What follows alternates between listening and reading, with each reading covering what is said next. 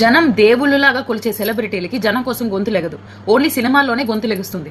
సోనం వాంగ్చుక్ స్టోరీని సినిమాగా తీసుకొని కోట్లు సంపాదించిన ఆమిర్ ఖాన్ కి మూడో పెళ్లి చేసుకోవడానికి ఉన్న టైం ఒక్క నిమిషం కూడా ఆయన కోసం ఒక ట్వీట్ చేయడానికో ఆయన వెళ్ళి మీట్ అవ్వడానికో ఆయన కోసం మాట్లాడడానికో లేదు.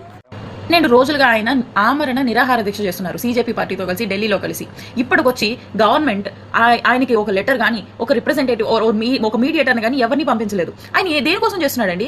మన ఎన్విరాన్మెంట్ కోసం, మన పర్యావరణం కోసం, మన స్టేట్ కోసం, మన పిల్లల కోసం, మన ఎడ్యుకేషన్ కోసం. 20 మంది స్టూడెంట్స్ చనిపోయారు. ఇప్పటికొచ్చి ఒక ఆన్సర్ లేదు, ఒక రెస్పాన్సిబిలిటీ లేదు, ఒక అకౌంటబిలిటీ తీసుకున్న ఒక మినిస్టర్ లేడు.